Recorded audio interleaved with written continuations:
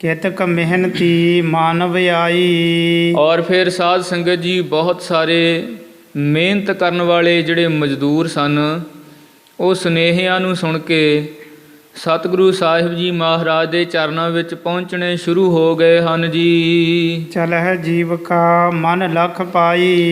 ਇਹਨਾਂ ਨੇ ਆਪਣੇ ਮਨ ਦੇ ਵਿੱਚ ਜਾਣ ਲਿਆ ਹੈ ਕਿ ਸਾਨੂੰ ਇੱਥੇ ਮਿਹਨਤ ਮਿਲੇਗੀ, ਮਜ਼ਦੂਰੀ ਮਿਲੇਗੀ। ਮਨ ਵਿੱਚ ਇਸ ਗੱਲ ਨੂੰ ਜਾਣ ਕੇ ਇਹ ਸਤਿਗੁਰੂ ਸਾਹਿਬ ਜੀ ਮਹਾਰਾਜ ਦੇ ਪਾਸ ਮਿਹਨਤ ਕਰਨ ਲਈ ਆ ਰਹੇ ਹਨ। अपने सदना उसारन चही। ਔਰ ਫਿਰ ਕਈ ਐਸੇ ਵੀ ਨੇ ਸਾਧ ਸੰਗਤ ਜਿਹੜੇ ਇੱਥੇ ਹੀ ਵਸਣਾ ਚਾਹੁੰਦੇ ਨੇ। ਮਨ ਵਿੱਚ ਇੱਛਾ ਹੈ, ਮਨ ਵਿੱਚ ਚਾਹਨਾ ਹੈ ਕਿ ਕਿਉਂ ਨਾ ਹੋਵੇ ਸਤਿਗੁਰੂ ਜੀ ਮਹਾਰਾਜ ਨਗਰ ਤਾਂ ਵਸਾ ਹੀ ਰਹੇ ਹਨ, ਅਸੀਂ ਨਾਲ ਹੀ ਮਿਹਨਤ ਕਰਾਂਗੇ ਔਰ ਨਾਲ ਹੀ ਆਪਣੇ ਮਕਾਨ ਬਣਾ ਕੇ ਇੱਥੇ ਹੀ ਆਪਣਾ ਵਸੇਬਾ ਕਰ ਲਈਏ। सुत बनता लेकर तह रही। ਔਰ ਫਿਰ ਆਪਣੇ ਪੁੱਤਰਾਂ ਨੂੰ, ਆਪਣੀਆਂ ਇਸਤਰੀਆਂ ਨੂੰ, ਆਪਣੇ ਸਾਰੇ ਪਰਿਵਾਰ ਨੂੰ ਲੈ ਕੇ ਇੱਥੇ ਹੀ ਰਹਾਂਗੇ। केतक द्वाबी आदिक देश। ਔਰ ਫਿਰ ਸਾਧ ਸੰਗਤ ਜੀ ਹਰ ਪਾਸੇ ਸੁਨੇਹੇ ਪਹੁੰਚ ਚੁੱਕੇ ਨੇ। ਦੁਆਬੇ ਦੇਸ਼ ਦੇ ਵਿੱਚ ਵੀ ਇਹ ਸੁਨੇਹਾ ਪਹੁੰਚਿਆ। ਇਹਨਾਂ ਦੇ ਵਿੱਚੋਂ ਵੀ, ਇਸ ਦਿਸ਼ਾ ਤੋਂ ਵੀ ਜਿਹੜੇ ਸਿੱਖ ਸੇਵਕ ਨੇ, ਮਜ਼ਦੂਰ ਨੇ, ਕਾਰੀਗਰ ਨੇ, ਉਹ ਆ ਰਹੇ ਹਨ। बसनहार मिल गुरु विशेष। ਔਰ ਫਿਰ ਜਿਹੜੇ ਬਸਨਹਾਰ ਨੇ, ਜਿਹੜੇ ਇੱਥੇ ਇਸ ਆਨੰਦਪੁਰ ਦੀ ਨਗਰੀ ਦੇ ਵਿੱਚ ਵਸਣਾ ਚਾਹੁੰਦੇ ਨੇ, ਅਜੇ ਤੱਕ ਸਾਧ ਸੰਗਤ ਜੀ ਗੁਰੂ ਪਾਤਸ਼ਾਹ ਮਹਾਰਾਜ ਨੇ ਇਸ ਨਗਰ ਦਾ ਨਾਮ ਨਹੀਂ ਸੀ ਰੱਖਿਆ। ਆਪਾਂ ਵੈਸੇ ਕਥਾ ਦੇ ਮੁਤਾਬਕ ਗੱਲ ਕਰੀਏ ਕਿ ਇਸ ਪਾਵਨ ਪਵਿੱਤਰ ਸਥਾਨ ਜਿਸ ਦਾ ਨਾਮ ਆਨੰਦਪੁਰ ਸਾਹਿਬ ਹੈ, ਤਾਂ ਉੱਥੇ ਲੋਕ ਬਸਣਾ ਚਾਹੁੰਦੇ ਨੇ। ਵਿਸ਼ੇਸ਼ ਤੌਰ 'ਤੇ ਆ ਕੇ ਸਤਿਗੁਰੂ ਸਾਹਿਬ ਜੀ ਮਹਾਰਾਜ ਨੂੰ ਮਿਲਦੇ ਨੇ, ਬੇਨਤੀਆਂ ਕਰਦੇ ਹਨ ਕਿ ਸਤਿਗੁਰੂ ਜੀ, ਸਾਡਾ ਸਾਰਾ ਪਰਿਵਾਰ, ਸਾਰਾ ਕੁਟੁੰਬ ਹੈ ਜਿਹੜਾ, ਉਹ ਆਪ ਜੀ ਦੇ ਚਰਨਾਂ ਵਿੱਚ ਵਸਣਾ ਚਾਹੁੰਦਾ ਹੈ। केतक पहाड़न की जह दूना। ਔਰ ਫਿਰ ਸਾਧ ਸੰਗਤ ਜੀ ਪਹਾੜੀ ਲੋਕ ਜਿਹੜੇ ਪਹਾੜਾਂ ਵਿੱਚ ਵਸਦੇ ਸੀ, ਉਹਨਾਂ ਨੇ ਜਾਣਿਆ ਕਿ ਇੱਥੇ ਬੜੇ ਰਮਣੀਕ ਥਾਂ ਦੇ ਉੱਤੇ ਪੂਰਨ ਸਤਿਗੁਰੂ ਗੁਰੂ ਤੇਗ ਬਹਾਦਰ ਸਾਹਿਬ ਜੀ ਮਹਾਰਾਜ ਬੜੀ ਕਿਰਪਾਲਤਾ, ਦਇਆਲਤਾ ਦੇ ਘਰ ਵਿੱਚ ਆ ਕੇ ਨਗਰ ਵਸਾ ਰਹੇ ਨੇ। ਹੁਣ ਉਹ ਜਿਹੜੇ ਪਹਾੜੀ ਲੋਕ ਸੀ, ਉਹ ਵੀ ਸਤਿਗੁਰੂ ਮਹਾਰਾਜ ਦੇ ਨਗਰ 'ਚ ਵਸਣਾ ਚਾਹੁੰਦੇ ਹਨ। गुरपुर बसना जान सब होन। ਸਾਰਿਆਂ ਨੇ ਮਨ ਵਿੱਚ ਜਾਣ ਲਿਆ ਕਿ ਸਤਿਗੁਰੂ ਮਹਾਰਾਜ ਜੀ ਬਹੁਤ ਵੱਡਾ ਨਗਰ ਵਸਾ ਰਹੇ ਨੇ। ਹੁਣ ਹਰ ਇੱਕ ਦੇ ਮਨ ਵਿੱਚ ਇਹੋ ਹੀ ਇੱਛਾ ਹੈ ਕਿ ਕਿਉਂ ਨਾ ਹੋਵੇ ਸਤਿਗੁਰੂ ਸਾਹਿਬ ਜੀ ਮਹਾਰਾਜ ਇਹਨਾਂ ਦੇ ਚਰਨਾਂ ਵਿੱਚ ਰਹੀਏ। ਨਾਲੇ ਤਾਂ ਪਰਮਾਰਥ ਦਾ ਲਾਹਾ ਹੈ ਔਰ ਨਾਲ ਹੀ ਇੱਥੇ ਮਿਹਨਤ ਮਜ਼ਦੂਰੀ ਵਾਸਤੇ ਬੜਾ ਕੰਮ ਹੈ। ਇਸ ਕਰਕੇ ਹਰ ਇੱਕ, ਭਾਵੇਂ ਕੋਈ ਪਹਾੜੀ ਲੋਕ ਹੈ, ਭਾਵੇਂ ਕੋਈ ਮਾਝੇ ਦੇਸ਼ ਤੋਂ ਆ ਰਿਹਾ ਹੈ, ਭਾਵੇਂ ਦੁਆਬੇ ਤੋਂ ਆ ਰਿਹਾ, ਜਿੱਥੇ ਜਿੱਥੇ ਸੁਨੇਹੇ ਪਹੁੰਚੇ, ਹਰ ਇੱਕ ਦੇ ਮਨ ਵਿੱਚ ਇਹ ਇੱਛਾ ਹੈ ਕਿ ਕਿਉਂ ਨਾ ਸਤਿਗੁਰੂ ਸਾਹਿਬ ਜੀ ਮਹਾਰਾਜ ਦੇ ਚਰਨਾਂ ਵਿੱਚ ਰਹਿ ਕੇ ਜੀਵਨ ਬਤੀਤ ਕਰੀਏ ਜੀ। सुत बनता दिक लिए कुटुंब। ਹੁਣ ਹਰ ਪਾਸੇ ਤੋਂ ਸਾਧ ਸੰਗਤ ਜੀ, ਹਰ ਇੱਕ ਸੇਵਕ, ਭਾਵੇਂ ਕੋਈ ਮਿਸਤਰੀ ਹੈ, ਭਾਵੇਂ ਮਜ਼ਦੂਰ ਹੈ, ਭਾਵੇਂ ਕੋਈ ਹੋਰ ਪਹਾੜੀ ਲੋਕ ਨੇ, ਸਾਰੇ ਹੀ ਸਾਧ ਸੰਗਤ ਆਪਣੇ ਪਰਿਵਾਰਾਂ ਨੂੰ, ਕੁਟੁੰਬਾਂ ਨੂੰ, ਸਾਰੇ ਜੀਆਂ ਨੂੰ ਨਾਲ ਹੀ ਲੈ ਕੇ ਆ ਰਹੇ ਨੇ। बस्यो चहत पी गुरु अलंब। ਸਤਿਗੁਰੂ ਸਾਹਿਬ ਜੀ ਮਹਾਰਾਜ ਦੇ ਨੇੜੇ ਵਸਣਾ ਚਾਹੁੰਦੇ ਨੇ। ਸਾਰਾ ਪਰਿਵਾਰ ਲੈ ਕੇ ਮਹਾਰਾਜ ਦੇ ਚਰਨਾਂ 'ਚ ਵਸੇਬਾ ਕਰਨਾ ਚਾਹੁੰਦੇ ਹਨ ਜੀ। मिलह मसंदन की संग जाई। ਔਰ ਫਿਰ ਸਾਧ ਸੰਗਤ ਜਿੱਥੇ ਜਿੱਥੇ ਤੱਕ ਜਿਹਦੀ ਪਹੁੰਚ ਹੁੰਦੀ ਹੈ, ਕਈ ਤਾਂ ਆ ਕੇ ਸਤਿਗੁਰੂ ਸਾਹਿਬ ਜੀ ਮਹਾਰਾਜ ਦੇ ਚਰਨਾਂ 'ਚ ਬੇਨਤੀ ਕਰਦੇ ਹਨ। ਔਰ ਫਿਰ ਕਈ ਸਾਧ ਸੰਗਤ ਜੀ ਜਿਹੜੇ ਮੁੱਖ ਸੇਵਾਦਾਰ ਨੇ, ਜਿਹੜੇ ਸਤਿਗੁਰੂ ਸਾਹਿਬ ਜੀ ਮਹਾਰਾਜ ਦੇ ਜਥੇਦਾਰ ਨੇ, ਉਹਨਾਂ ਦੇ ਨਾਲ ਆ ਕੇ ਸਲਾਹ ਮਸ਼ਵਰਾ ਕਰਦੇ ਨੇ, ਬੇਨਤੀਆਂ ਕਰਦੇ ਹਨ। चहत बस्त को जाचत पाई। ਔਰ ਫਿਰ ਗੁਰੂ ਸਾਹਿਬ ਜੀ ਮਹਾਰਾਜ ਨੇ ਤਾਂ ਸਾਧ ਸੰਗਤ ਹੁਕਮ ਦੇ ਹੀ ਦਿੱਤਾ ਸੀ ਕਿ ਭਾਈ ਜਿਸ ਨੂੰ ਵੀ ਜਿਸ ਪਦਾਰਥ ਦੀ ਵੀ ਲੋੜ ਹੈ ਉਹ ਦੇ ਦਿੱਤਾ ਜਾਏ, ਬੜੇ ਖੁੱਲ੍ਹੇ ਦਿਲ ਦੇ ਨਾਲ। ਹੁਣ ਆ ਕੇ ਜਿਹੜੀਆਂ ਸੰਗਤਾਂ ਨੇ, ਉਹ ਜਿਸ ਕਿਸੇ ਪਦਾਰਥ ਦੀ ਲੋੜ ਹੁੰਦੀ ਹੈ, ਭਾਵੇਂ ਗੁਰੂ ਮਹਾਰਾਜ ਪਾਸ ਪਹੁੰਚ ਜਾਣ, ਭਾਵੇਂ ਸਤਿਗੁਰੂ ਸਾਹਿਬ ਜੀ ਮਹਾਰਾਜ ਦੇ ਸਿੱਖਾਂ ਪਾਸ ਪਹੁੰਚ ਜਾਣ, ਹਰ ਇੱਕ ਨੂੰ ਜੋ ਜੋ ਵਸਤ ਲੋੜੀਂਦੀ ਸੀ ਉਹ ਪ੍ਰਾਪਤ ਹੋ ਰਹੀ ਹੈ। ਹੁਕਮ ਕੀਓ ਸ੍ਰੀ ਤੇਗ ਬਹਾਦਰ, ਸਤਿਗੁਰੂ ਸਾਹਿਬ ਜੀ ਮਹਾਰਾਜ ਨੇ ਹੁਕਮ ਕਰ ਦਿੱਤਾ ਹੈ। ਜੋ ਮੰਗਹਿ ਕੁਛ ਦੀਜਹਿ ਸਾਦਰ। ਗੁਰੂ ਸਾਹਿਬ ਜੀ ਮਹਾਰਾਜ ਨੇ ਫਿਰ ਹੁਕਮ ਕੀਤਾ ਕਿ ਭਾਈ ਕਿਸੇ ਵੀ ਗੱਲ ਵੱਲੋਂ ਹੱਥ ਨਹੀਂ ਘੁੱਟਣਾ ਹੈ। ਜੇ ਕਿਸੇ ਨੂੰ ਕੱਪੜੇ ਦੀ ਲੋੜ ਹੈ ਕੱਪੜਾ ਦੇ ਦਿਓ, ਜੇ ਕਿਸੇ ਨੂੰ ਮਕਾਨ ਬਣਾਉਣ ਵਾਸਤੇ ਲੱਕੜਾਂ ਦੀ ਲੋੜ ਹੈ ਭਾਈ ਲੱਕੜਾਂ ਕਟਵਾ ਕੇ ਦੇ ਦਿਓ, ਜੇ ਕਿਸੇ ਨੂੰ ਮਾਇਆ ਦੀ ਲੋੜ ਹੈ ਭਾਈ ਮਾਇਆ ਦੇ ਦਿਓ। ਜਿਸ ਕਿਸੇ ਨੂੰ ਜਿਸ ਵੀ ਪਦਾਰਥ ਦੀ ਲੋੜ ਹੈ ਤੁਸੀਂ ਬੜੇ ਸਤਿਕਾਰ ਦੇ ਨਾਲ ਉਹਨਾਂ ਨੂੰ ਇਹ ਸਾਰੀਆਂ ਵਸਤਾਂ ਦੇ ਦੇਵੋ। ਜਾਂਤੇ ਕਰੀ ਸਹਾਈ ਮਸੰਦ। ਔਰ ਫਿਰ ਸਾਧ ਸੰਗਤ ਗੁਰੂ ਕੇ ਮਸੰਦ ਸੇਵਕ ਗੁਰੂ ਪਾਤਸ਼ਾਹ ਮਹਾਰਾਜ ਦੀ ਆਗਿਆ ਨੂੰ ਮੰਨ ਕੇ ਸਾਰੀਆਂ ਸੰਗਤਾਂ ਦੀ ਬੜੇ ਸਤਿਕਾਰ ਦੇ ਨਾਲ ਸੇਵਾ ਕਰ ਰਹੇ ਨੇ। ਗੁਰੂ ਪਾਤਸ਼ਾਹ ਮਹਾਰਾਜ ਦਾ ਹੁਕਮ ਹੈ ਵੀ ਕਿਸੇ ਵੀ ਪਾਸੇ ਤੋਂ ਕਿਸੇ ਵੀ ਗੱਲੋਂ ਹੱਥ ਨਹੀਂ ਘੁੱਟਣਾ। ਖੁੱਲ੍ਹੇ ਦਿਲ ਦੇ ਨਾਲ ਸਾਰੀਆਂ ਸੰਗਤਾਂ ਦੀ ਸੇਵਾ ਇਹ ਮਸੰਦ ਕਰਦੇ ਹਨ ਜੀ। ਕਾਸ਼ਟ ਆਦਿਕ ਦੇਤ ਬਿਲੰਦ। ਬਹੁਤ ਵੱਡੇ ਵੱਡੇ ਲੱਕੜਾਂ ਦੇ ਭਾਰ ਜੋ ਪਹਿਲਾਂ ਹੀ ਤਿਆਰ ਕਰਵਾਏ ਹੋਏ ਸਨ, ਕਿਉਂਕਿ ਸਾਧ ਸੰਗਤ ਪਹਿਲੇ ਸਮਿਆਂ ਵਿੱਚ ਜਿਹੜੀਆਂ ਮਕਾਨਾਂ ਦੀਆਂ ਛੱਤਾਂ ਉਹ ਵੱਡੇ ਵੱਡੇ ਬਾਲੇ ਪਾ ਕੇ, ਵੱਡੇ ਵੱਡੇ ਸਤੀਰ ਪਾ ਕੇ, ਸਰਕੜੇ ਲਾ ਕੇ, ਉੱਤੋਂ ਮਿੱਟੀ ਨਾਲ ਲਿਪ ਕੇ ਇਸ ਤਰ੍ਹਾਂ ਸਾਧ ਸੰਗਤ ਛੱਤਾਂ ਤਿਆਰ ਕੀਤੀਆਂ ਜਾਂਦੀਆਂ। ਤਾਂ ਉਹ ਜਿਹੜੇ ਲੱਕੜਾਂ ਦੇ ਭਾਰ ਸਾਧ ਸੰਗਤ ਬੜੇ ਖੁੱਲ੍ਹੇ ਦਿਲ ਦੇ ਨਾਲ ਵਰਤਾ ਰਹੇ ਹਨ। ਕੀਤਕ ਚਿਨ੍ਹ ਹੈ ਚਿਨਾਵਹਿ ਕੇਈ। ਔਰ ਹੁਣ ਸਾਧ ਸੰਗਤ ਜੀ ਨਗਰ ਵਸ ਰਿਹਾ ਹੈ। ਕਈ ਤਾਂ ਜਿਹੜੇ ਆਪ ਕੰਮ ਜਾਣਦੇ ਨੇ ਉਹ ਆਪ ਹੀ ਆਪਣਾ ਮਕਾਨ ਤਿਆਰ ਕਰ ਰਹੇ ਨੇ, ਔਰ ਜਿਨ੍ਹਾਂ ਨੂੰ ਨਹੀਂ ਮਕਾਨ ਤਿਆਰ ਕਰਨਾ ਆਉਂਦਾ ਉਹ ਫਿਰ ਕਿਸੇ ਤੋਂ ਆਪਣਾ ਜਿਹੜਾ ਮਕਾਨ ਹੈ ਉਹ ਵਿਉਂਤਬੰਦੀ ਨਾਲ ਤਿਆਰ ਕਰਵਾ ਰਹੇ ਹਨ। ਲੇ ਕੁਟੰਬ ਬਾਸੀ ਤਹ ਤੇਈ। ਔਰ ਫਿਰ ਕਈ ਤਾਂ ਸਾਧ ਸੰਗਤ ਜੀ ਆਪਣੇ ਮਕਾਨ ਤਿਆਰ ਕਰਵਾ ਕੇ ਆਪਣੇ ਕੁਟੁੰਬਾਂ ਦੇ, ਆਪਣੇ ਪਰਿਵਾਰਾਂ ਦੇ ਸਮੇਤ ਸਤਿਗੁਰੂ ਸਾਹਿਬ ਜੀ ਮਹਾਰਾਜ ਦੇ ਚਰਨਾਂ ਵਿੱਚ ਆ ਕੇ ਵਸ ਗਏ ਹਨ। ਚੀਨੀ ਦੁਕਾਨ ਬਾਜ਼ਾਰ ਬਣਾਇਓ। ਔਰ ਫਿਰ ਸਾਧ ਸੰਗਤ ਜਿੱਥੇ ਗੁਰੂ ਕੀਆਂ ਸੰਗਤਾਂ ਆ ਰਹੀਆਂ ਨੇ ਉੱਥੇ ਫਿਰ ਵਪਾਰੀ ਲੋਕ ਵੀ ਆ ਰਹੇ ਨੇ। ਕੋਈ ਬਾਣੀਆਂ ਚੱਲ ਕੇ ਆ ਰਿਹਾ ਹੈ, ਕੋਈ ਲੁਹਾਰ ਚੱਲ ਕੇ ਆ ਰਿਹਾ ਹੈ, ਕੋਈ ਕੱਪੜੇ ਰੰਗਣ ਵਾਲਾ ਲਲਾਰੀ ਚੱਲ ਕੇ ਆ ਰਿਹਾ, ਕੋਈ ਕੱਪੜੇ ਵੇਚਣ ਵਾਲਾ ਆ ਰਿਹਾ ਹੈ, ਕੋਈ ਸਾਧ ਸੰਗਤ ਜੀ ਖਾਣ ਪੀਣ ਵਾਲੀਆਂ ਵਸਤਾਂ ਜੋ ਵੇਚਦਾ ਹੈ ਤਿਆਰ ਕਰਦਾ ਹੈ ਉਹ ਆ ਰਿਹਾ ਹੈ।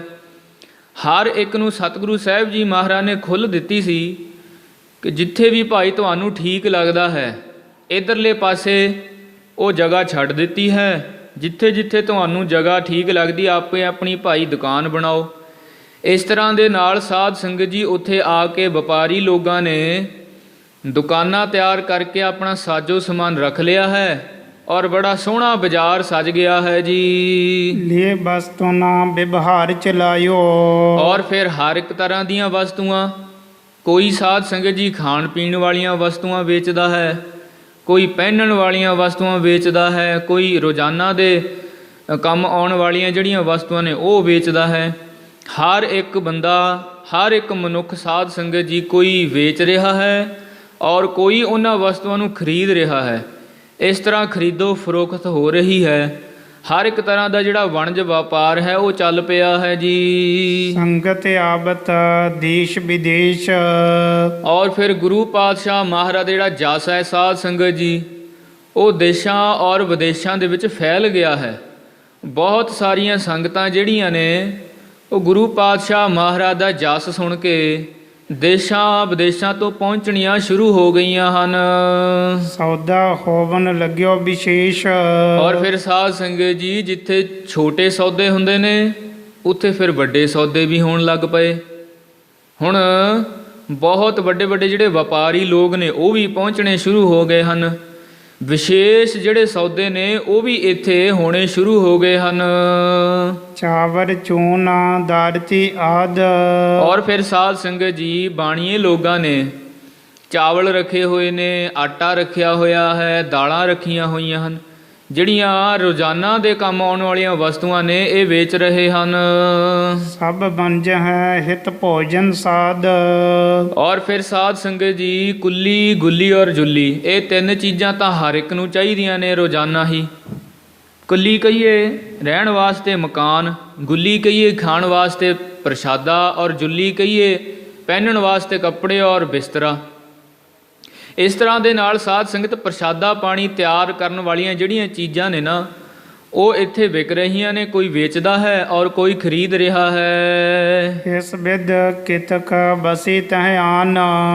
ਔਰ ਇਸ ਪ੍ਰਕਾਰ ਦੇ ਨਾਲ ਸਾਧ ਸੰਗਤ ਜੀ ਉੱਥੇ ਗੁਰਸਿੱਖ ਸੰਗਤਾਂ ਔਰ ਹੋਰ ਆਲੇ ਦੁਆਲੇ ਦੇ ਲੋਕ ਨੇ, ਪਹਾੜੀ ਲੋਕ ਹੋਏ, ਦੁਆਬੇ ਦੇਸ਼ ਦੇ ਸਾਧ ਸੰਗਤ ਲੋਕ ਹੋਏ, ਉਹ ਆ ਕੇ ਉੱਥੇ ਵਸ ਗਏ ਹਨ। ਮਿਹਨਤ ਮਾਨਵ ਠਾਨ ਮਹਾਨ। ਔਰ ਫਿਰ ਸਾਧ ਸੰਗਤ ਜੀ ਉਹਨਾਂ ਵਕਤਾਂ ਦੇ ਵਿੱਚ ਉਹਨਾਂ ਲੋਕਾਂ ਨੇ ਇੰਨੀਆਂ ਮਿਹਨਤਾਂ ਕੀਤੀਆਂ, ਮਸ਼ੱਕਤਾਂ ਕੀਤੀਆਂ ਕਿ ਆਪਣੇ ਹੱਥੀਂ ਆਪਣੇ ਮਕਾਨ ਤਿਆਰ ਕੀਤੇ, ਆਪਣੇ ਹੱਥੀਂ ਸਾਧ ਸੰਗਤ ਜੀ ਦੂਰੋਂ ਦੂਰੋਂ ਸਮਾਨ ਲਿਆ ਕੇ ਔਰ ਆਪਣੇ ਕਾਰੋਬਾਰ ਉੱਥੇ ਚਲਾਏ ਹਨ। ਲੇਤ ਮਜ਼ਦੂਰੀ ਜੋ ਜਿਸ ਕਰ ਹੀ। ਔਰ ਫਿਰ ਸਾਧ ਸੰਗਤ ਜੀ ਉੱਥੇ ਹੁਣ ਕਿਸੇ ਦਾ ਮਕਾਨ ਬਣ ਗਿਆ ਹੈ, ਕਿਸੇ ਦਾ ਬਣਨ ਤੋਂ ਰਹਿੰਦਾ ਹੈ।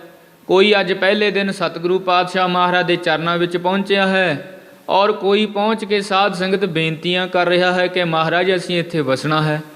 ਔਰ ਫਿਰ ਜਿਸ ਪ੍ਰਕਾਰ ਵੀ ਹੋ ਰਿਹਾ ਹੈ, ਤਾਂ ਉੱਥੇ ਮਜ਼ਦੂਰੀ ਜਿਹੜੇ ਨਵੇਂ ਆ ਰਹੇ ਨੇ ਉਹ ਪੁਰਾਣਿਆਂ ਨੂੰ ਕਹਿ ਕੇ ਆਪਣੇ ਮਕਾਨ ਤਿਆਰ ਕਰਵਾ ਰਹੇ ਨੇ।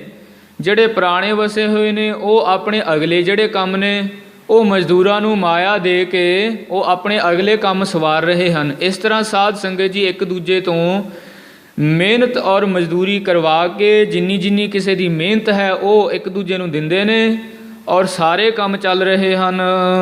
ਆਪਨ ਜੀਵਕਾ ਸਭ ਅਨੁਸਰ ਹੀ। ਔਰ ਫਿਰ ਭਲੀ ਪ੍ਰਕਾਰ ਦੇ ਨਾਲ ਇਸ ਤਰ੍ਹਾਂ ਸਾਰਿਆਂ ਦੀ ਜਿਹੜੀ ਉਪਜੀਵਕਾ ਹੈ ਉਹ ਚੱਲ ਰਹੀ ਹੈ। ਪ੍ਰਥਮ ਸਭਨ ਕੋ ਜੋ ਜਿਸ ਲਾਇਕ। ਔਰ ਫਿਰ ਸਤਿਗੁਰੂ ਸਾਹਿਬ ਜੀ ਮਹਾਰਾਜ ਤਾਂ ਪਹਿਲਾਂ ਹੀ ਦਿਆਲੂ ਨੇ। ਜਿਹੜਾ ਵੀ ਮਨੁੱਖ, ਜਿਹੜਾ ਵੀ ਸੇਵਕ ਸੇਵਾਦਾਰ ਜਿਸ ਵਸਤੂ ਦੇ ਵੀ ਲਾਇਕ ਸੀ। ਦੇਤ ਭਏ ਗੁਰ ਸਭ ਸੁਖਦਾਇਕ।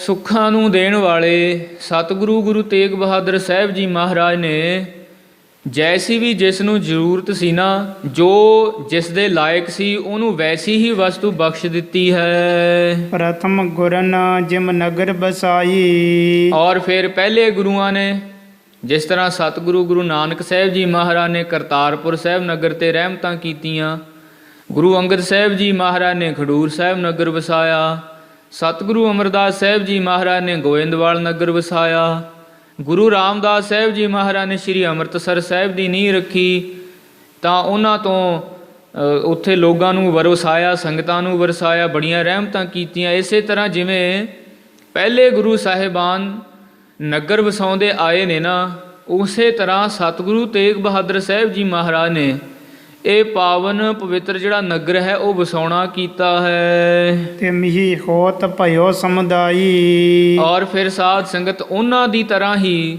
ਸਤਿਗੁਰੂ ਸਾਹਿਬ ਜੀ ਮਹਾਰਾਜ ਨੇ ਆਪਣੇ ਪਹਿਲੇ ਗੁਰੂਆਂ ਦੀ ਤਰ੍ਹਾਂ ਹੀ ਇਹ ਨਗਰ ਵਸਾਇਆ ਹੈ। ਪੁੰਨ ਸਤਿਗੁਰ ਨਿਜ ਧਾਮਨ ਕੇਰੀ। ਔਰ ਫਿਰ ਸਾਧ ਸੰਗਤ ਜੀ ਸਤਿਗੁਰੂ ਮਹਾਰਾਜ ਨੇ ਉਸ ਤੋਂ ਉਪਰੰਤ ਆਪਣੇ ਧਾਮਨ ਕਹੀਏ ਘਰਾਂ ਦੇ ਉਸਾਰਨ ਦੇ ਵਾਸਤੇ ਨੀਵੀ ਨੀਵ ਖੁਦਾਈ ਕਨੇਰੀ। ਕੋਲ ਖੜ ਕੇ ਸਾਧ ਸੰਗਤ ਜੀ ਬੜੀਆਂ ਡੂੰਘੀਆਂ ਨੀਹਾਂ ਜਿਹੜੀਆਂ ਮਹਾਰਾਜ ਜੀ ਆਪ ਸੰਗਤਾਂ ਤੋਂ ਸੇਵਾਦਾਰਾਂ ਤੋਂ ਖੁਦਵਾ ਰਹੇ ਹਨ।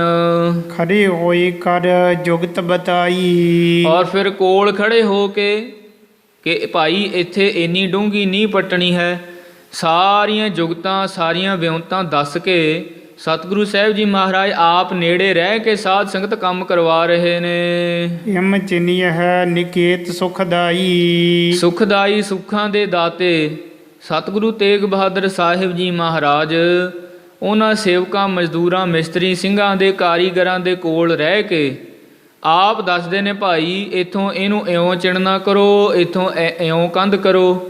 ਗੁਰੂ ਪਾਤਸ਼ਾਹ ਮਹਾਰਾਜ ਸਾਰੇ ਕੰਮ ਆਪ ਕੋਲ ਰਹਿ ਕੇ ਕਰਵਾ ਰਹੇ ਹਨ। ਸੁਨ ਕਾਰੀਗਰ ਲੱਗੇ ਉਸਾਰਨ।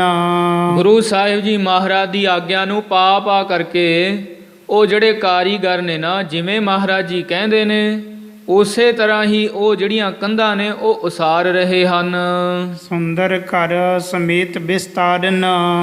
ਔਰ ਫਿਰ ਸਾਧ ਸੰਗਤ ਜੀ ਬੜੇ ਸੁੰਦਰ ਘਰਾਂ ਦੇ ਬਣਾਉਣ ਵਾਸਤੇ, ਵਿਸਥਾਰ ਕਰਨ ਦੇ ਵਾਸਤੇ। ਇੱਕ ਧਰਮਸ਼ਾਲਾ ਵੱਡੀ ਬਣਾਈ। ਔਰ ਫਿਰ ਗੁਰੂ ਪਾਤਸ਼ਾਹ ਮਹਾਰਾਜ ਨੇ ਦੂਰ ਅੰਦੇਸ਼ੀ ਦੇ ਨਾਲ ਸੋਚਿਆ ਕਿ ਇੱਥੇ ਗੁਰੂ ਕੀਆਂ ਸੰਗਤਾਂ ਨੇ ਪਹੁੰਚਣਾ ਹੈ, ਕਿਉਂਕਿ ਗੁਰੂ ਕਾ ਦਰਬਾਰ ਜੋ ਸਜ ਰਿਹਾ ਹੈ, ਗੁਰੂ ਕੀ ਨਗਰੀ ਵਸ ਰਹੀ ਹੈ।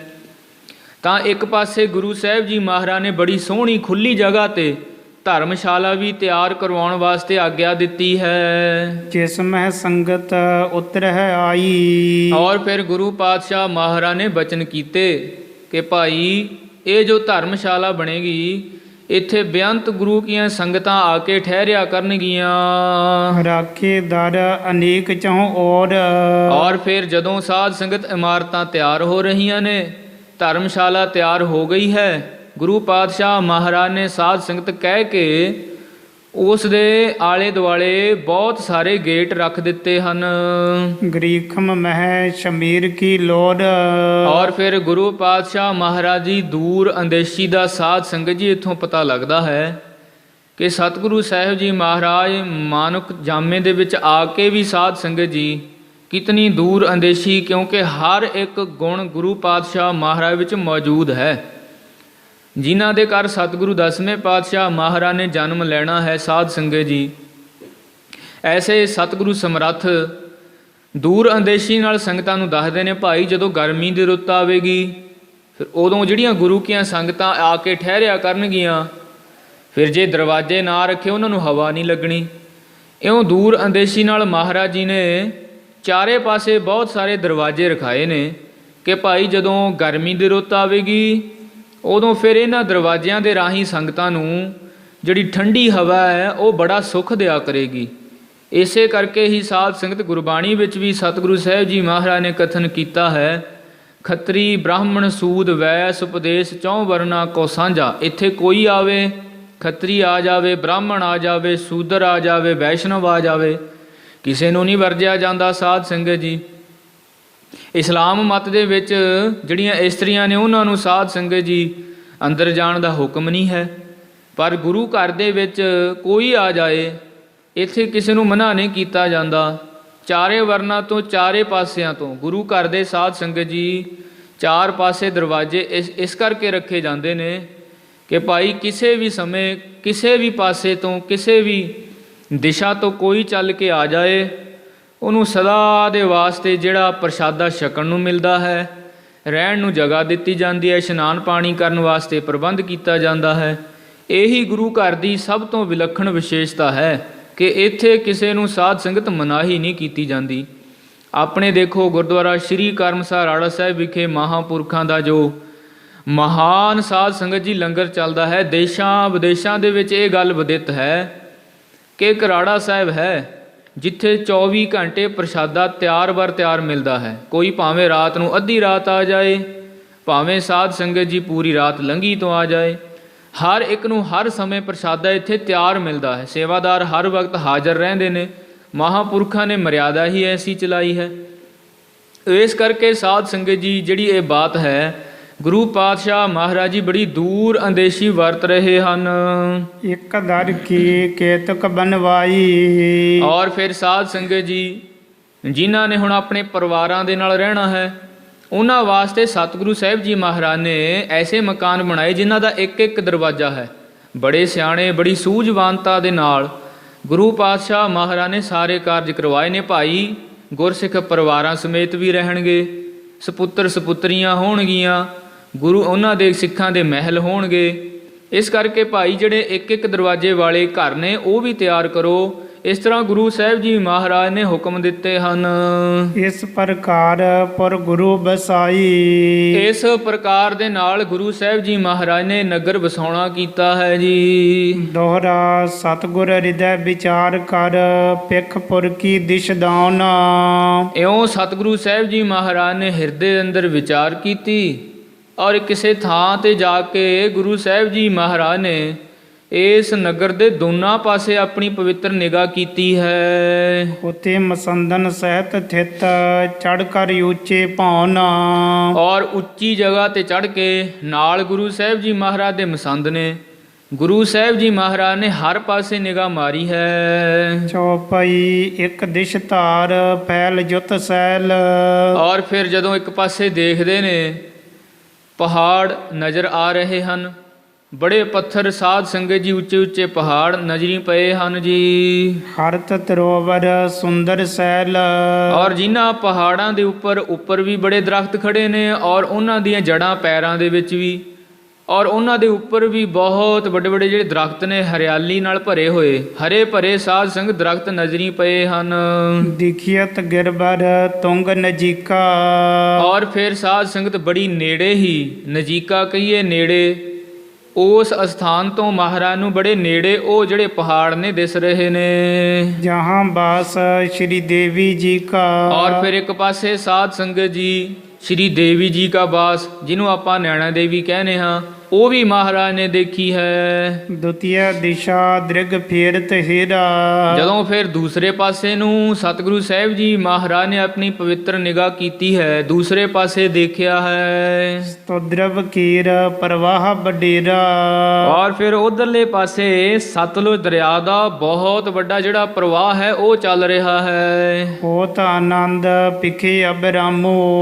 ਔਰ ਫਿਰ ਸਾਧ ਸੰਗਤ ਜੀ ਉੱਥੇ ਹੋਤ ਆਨੰਦ ਪਿਖੇ ਅਭਿਰਾਮੂ ਕਹੀਏ ਵੀ, ਇੱਕ ਪਾਸੇ ਬੜੇ ਸੋਹਣੇ ਉੱਚੇ ਪਹਾੜ ਨੇ ਜਿਹੜੇ ਬੜੇ ਹਰੇ ਭਰੇ ਦਰਖਤਾਂ ਨਾਲ ਲੱਦੇ ਹੋਏ ਖੜੇ ਨੇ, ਔਰ ਇੱਕ ਪਾਸੇ ਸਾਧ ਸੰਗਤ ਜੀ ਸਤਲੁਜ ਦਾ ਬਹੁਤ ਭਾਰਾ ਵੱਡਾ ਜਿਹੜਾ ਵਹਾਅ ਹੈ ਉਹ ਚੱਲ ਰਿਹਾ ਹੈ।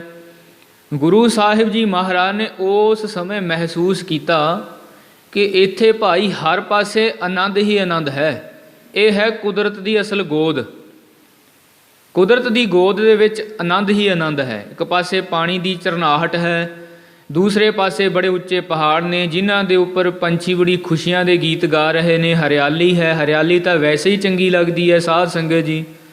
ਇਸ ਤਰ੍ਹਾਂ ਗੁਰੂ ਪਾਤਸ਼ਾਹ ਮਹਾਰਾਜ ਨੇ ਉਸ ਸਮੇਂ ਦੋਨਾਂ ਦਿਸ਼ਾਵਾਂ ਦੇ ਵੱਲ ਦੇਖ ਕੇ ਬੜਾ ਹੀ ਆਪਣੇ ਹਿਰਦੇ ਦੇ ਅੰਦਰ ਆਨੰਦ ਮਹਿਸੂਸ ਕੀਤਾ।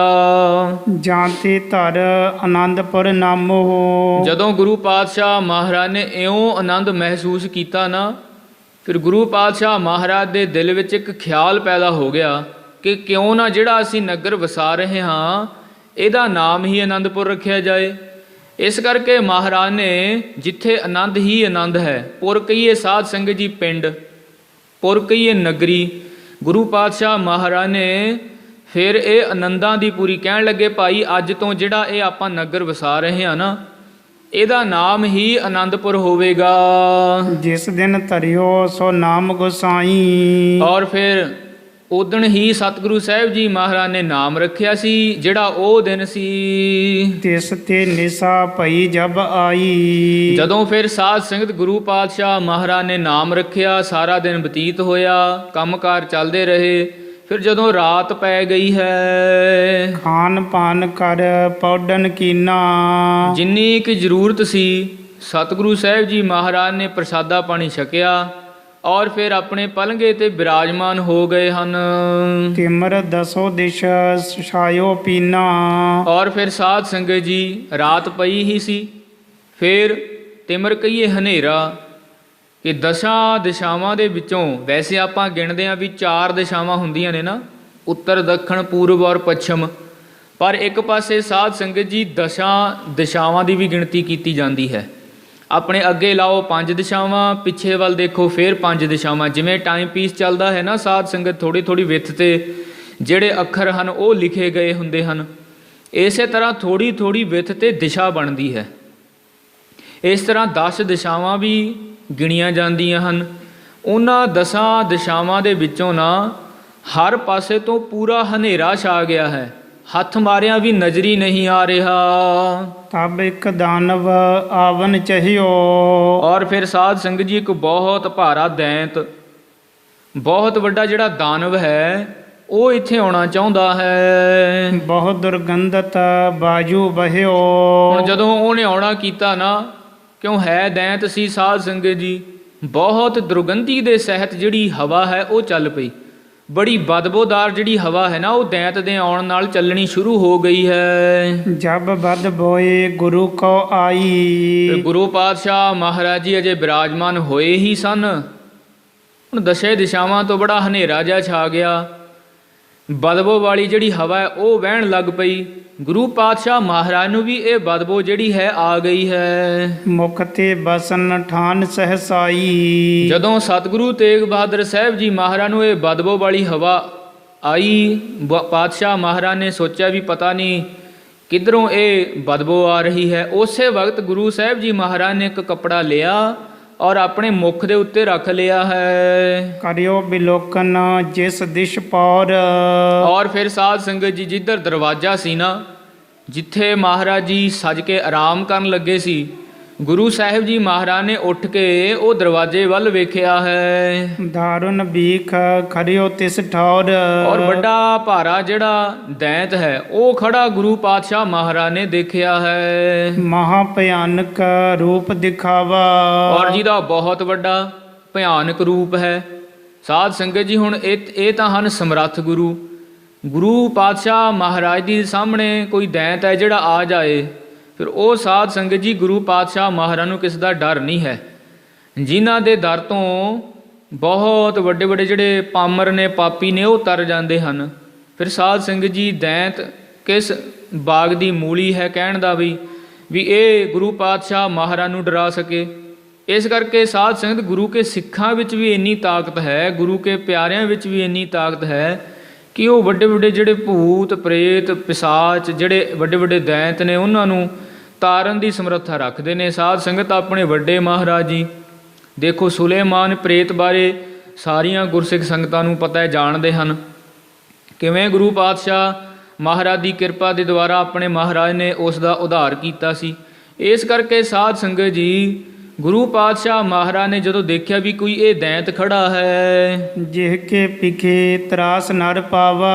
ਔਰ ਫਿਰ ਉਹਦਾ ਐਡਾ ਵੱਡਾ ਭਿਆਨਕ ਰੂਪ ਜਿਹਨੂੰ ਦੇਖ ਕੇ ਕੋਈ ਆਮ ਮਨੁੱਖ ਇੱਕ ਛਿਣ ਦੇ ਵਿੱਚ ਡਰ ਜਾਏ, ਪਰ ਸਤਿਗੁਰੂ ਸਾਹਿਬ ਜੀ ਮਹਾਰਾਜ ਨਹੀਂ ਡਰੇ, ਕਿਉਂਕਿ ਸਮਰੱਥ ਗੁਰੂ ਹਨ।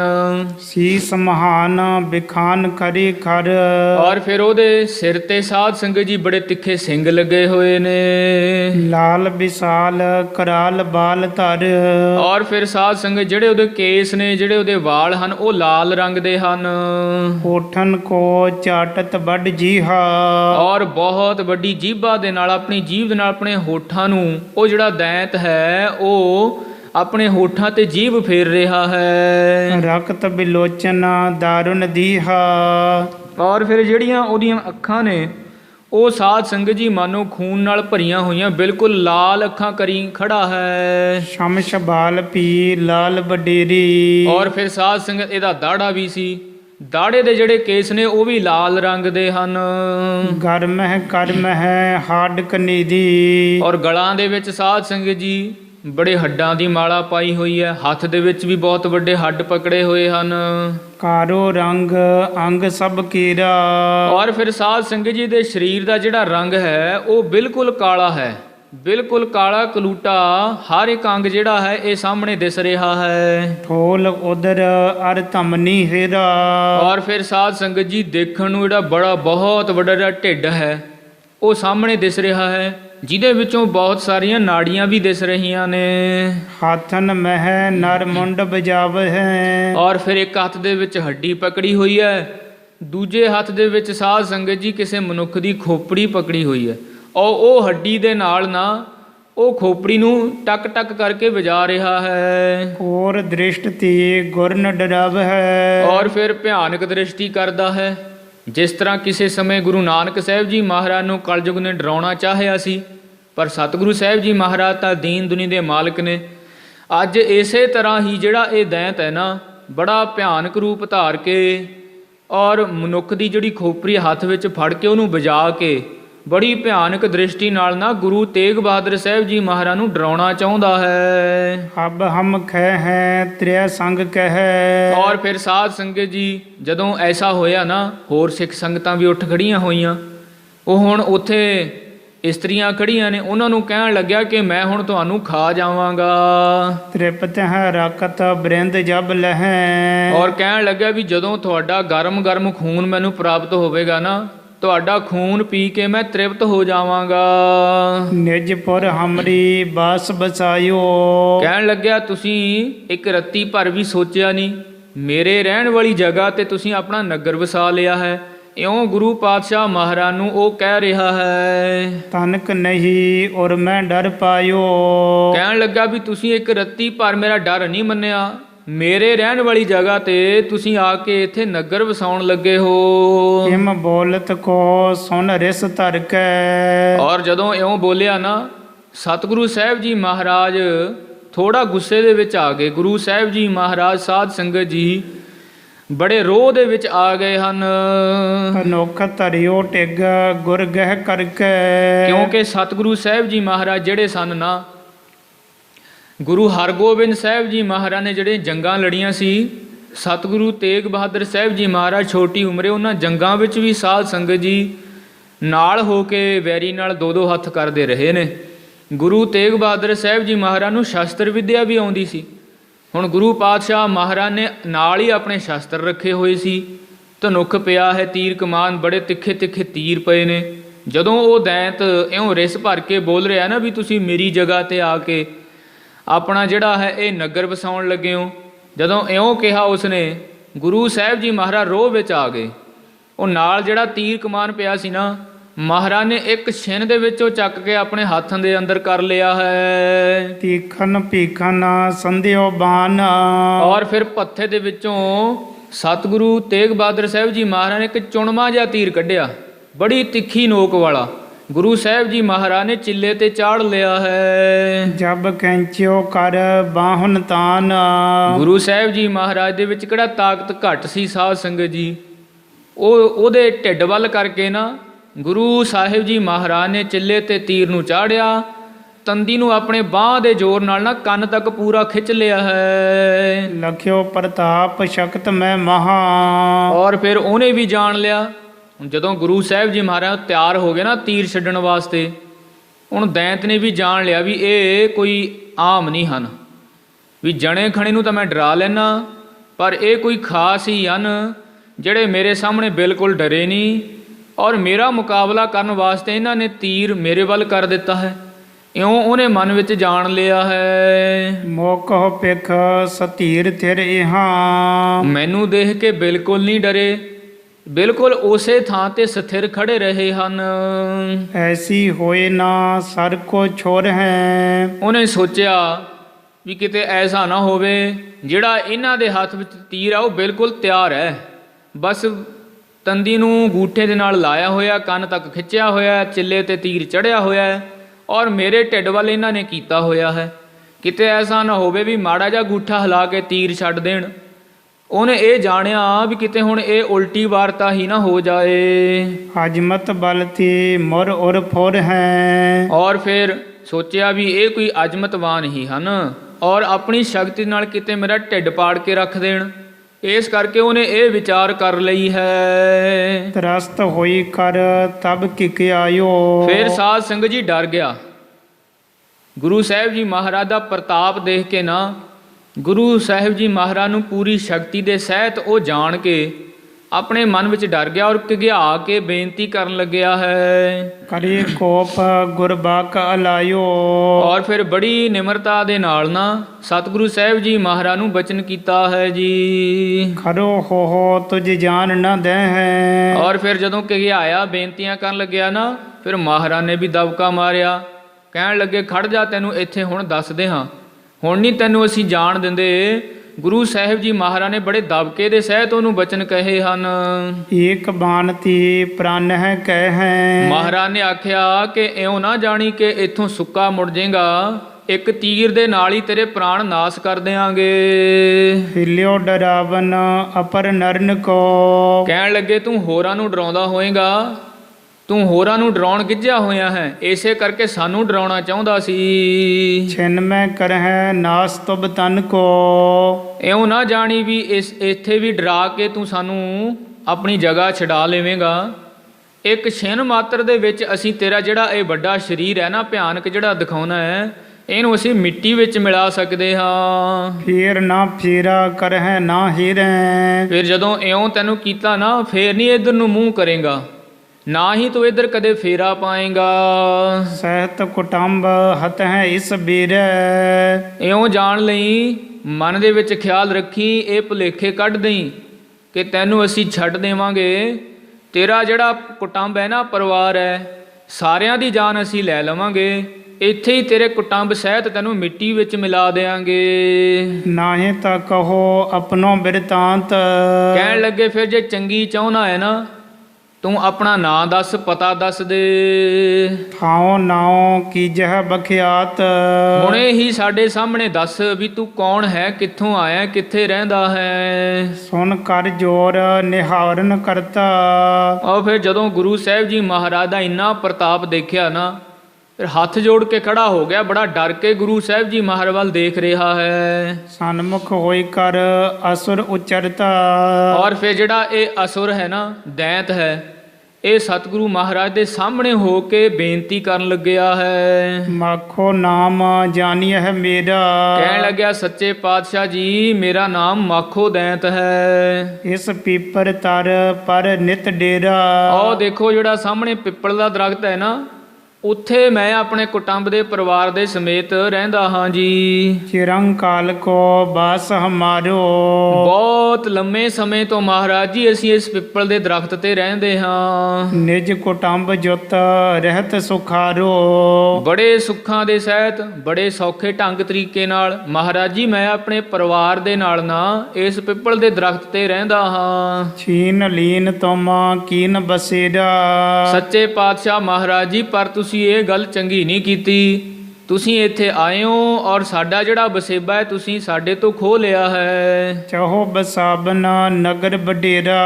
ਹੁਣ ਮਹਾਰਾਜ ਜੀ ਤੁਸੀਂ ਇੱਥੇ ਬਹੁਤ ਵੱਡਾ ਨਗਰ ਵਸਾਉਣਾ ਚਾਹੁੰਦੇ ਹੋ ਜੀ। ਰਹਿਓ ਨਾ ਜਾਏ ਸਮੀਪ ਤੁਮਾਰੀ। ਹੁਣ ਸੱਚੇ ਪਾਤਸ਼ਾਹ ਅਸੀਂ ਹੁੰਨੇ ਆ ਦੈਂਤ ਲੋਕ, ਔਰ ਫਿਰ ਤੁਸੀਂ ਹੁੰਨੇ ਹੋ ਪਰਮਾਰਥਕ ਸਮਰੱਥ ਗੁਰੂ। ਸੱਚੇ ਪਾਤਸ਼ਾਹ ਮਹਾਰਾਜ ਜੀ ਮੈਨੂੰ ਇਹ ਦੱਸੋ ਵੀ ਤੁਹਾਡੇ ਕੋਲ ਹੁਣ ਅਸੀਂ, ਸਾਡੇ ਵਰਗੇ ਜਿਹੜੇ ਦੈਂਤ ਨੇ, ਉਹ ਕਿਵੇਂ ਰਹਿ ਸਕਦੇ ਹਨ।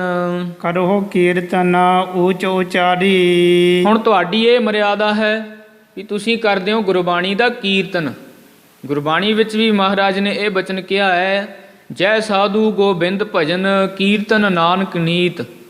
ਕਹਿੰਦੇ ਜਿੱਥੇ ਗੁਰੂ ਕਾ ਪਿਆਰਾ ਹੋਵੇ, ਗੁਰੂ ਵੱਲੋਂ ਬਖਸ਼ਿਸ਼ ਕੀਤੀ ਹੋਈ ਰੂਹ ਆ ਕੇ ਬੈਠ ਜਾਏ, ਜੈ ਸਾਧੂ ਗੋਬਿੰਦ ਭਜਨ, ਔਰ ਉਹਦਾ ਪਰਮੇਸ਼ਰ ਦੀ ਕਥਾ ਵਾਰਤਾ ਹੋਵੇ, ਉਹਦਾ ਭਜਨ ਹੋਵੇ, ਉਹਦਾ ਕੀਰਤਨ ਹੋਵੇ, ਉਹਦੀ ਕੀਰਤੀ ਹੋਵੇ, ਫਿਰ ਉੱਥੇ ਨਾ ਹੋਣਾ ਤੂੰ ਨਾ ਛੁਟੈ ਨਿਕਟ ਨਾ ਜਾਈਓ ਦੂਤ।